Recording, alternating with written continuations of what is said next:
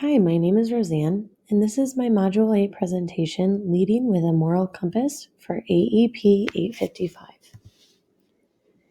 As we look at our resources for this module, the first resource was a YouTube video, and the main ideas were that your word has to be your mind. That statement really stuck with me, in just how true and how heavy of an impact our words do have. And he went to state that you have to know what you believe, and obviously your words have to have honest meaning. People, you're dealing with people, so they have the right to trust you or not trust you, and that is based on your word. It's very important to find your true north and stick by it, and there is indeed a true right and a true wrong. He went to say that society wants us to believe that it is very situational, um, but there is a definite line, and you don't want to approach that line that divides right and wrong, because each time you want to approach it, it's going to become easier and easier, and you might lose sight of what is right. Our second resource, entitled Having a Moral Compass, this was another YouTube video, and some of the main ideas in this clip: values and moral obligations, and setting the tone for what one does. So those are the main components of your makeup. How you were raised and what you believe are obviously core components to that. It's important to always put people first in decision making. You have to be honest. You need time to reflect, and you have to know your beliefs before you are faced with a decision. And I really like that statement. You can't try to make a decision in the situation based on right and wrong. You have to know exactly what you do believe so you can analyze the situation appropriately. Moving into our third resource, Concepts Unwrapped, Moral Emotions. Moral actions are based on emotions. A lot of decisions use intuition. Self-conscious emotions motivate people to follow societal norms, so those emotions such as guilt.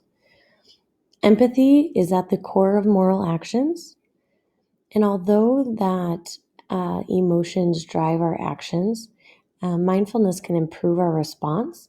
So in implementing mindfulness activities and techniques may override those automatic emotional responses and give you time to kind of think logically as well as emotionally. And one of the interviewers said it's all about balance for me, and I really liked that summary. The next resource, Set Your Moral Compass True North. Your moral compass is your inner sense of right and wrong. Your heart has to be at the right place. Consider the needs of others before acting. And it's important to analyze possible benefits and harms, and then choose the avenue that maximizes those benefits. And then we have the moral compass.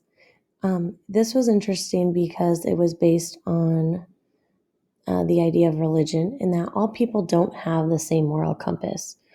So obviously, although we might think, we all have, our heart is in the right place, we all have students at the forefront of what we do every day, we don't have the same moral compasses. Morality is the basis of character. Morality is wrapped and integrated into ethics, and there's no agreed basis for morality in religion. Moving into my personal moral compass, I created this simply in a Google slide. But if I was looking and really analyzing my cardinal directions, I have honesty, compassion, responsibility, and respect. And with honesty, I picked that as my due north direction because I find myself really caught up when I find people lying or being dishonest. It really bothers me. And it never really bothered me when I was a classroom teacher, oddly enough. I kind of stayed in my bubble and did my own thing. And whatever was happening higher up than me was happening. But as soon as I took this leadership role as a dean of students, and I work under principals and district admin daily, and I see and I hear all the dishonest things happening, and I see how that affects people, parents, students, teachers, it really bothers me. And so I have come to find out over the last 3 to 4 years that that is one of my sole priorities. Is my staff knows that I'm going to be honest. My students know I'm going to be honest. My parents know I'm going to be honest.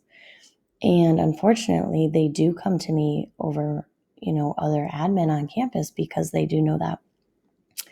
I did select compassion as one.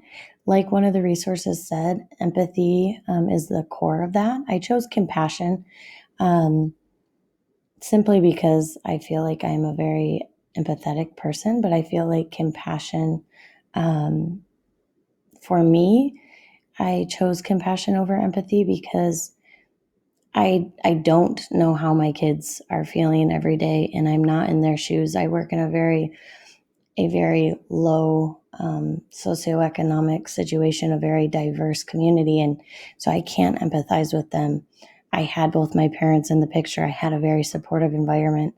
They might be with cousin one day and grandma the next, and mom might be in jail and they have never met their dad. So it's very hard for me to say that I can empathize with them because I can't, but I can provide them with compassion. Responsibility. I am a big believer that we all have responsibilities. If you don't fulfill those duties, you're not fulfilling your responsibilities. And then obviously respect. That is a huge piece to my moral compass. And then I have my little smaller bubbles there. Relationships, awareness, courage, and trust. So, with honesty and compassion, you can build relationships. We are all humans, we are all people, we all crave and need relationships. I think that is very important in any um, successful piece of your life. And so, relationships are very important to me. Again, like one of the resources mentioned, we are dealing with people and they are very important and they have a right to their own emotions and thoughts. Between compassion and responsibility, I put awareness. I think it is very important to be aware of others and their feelings and their situations. And we also have to be aware of what our responsibility is.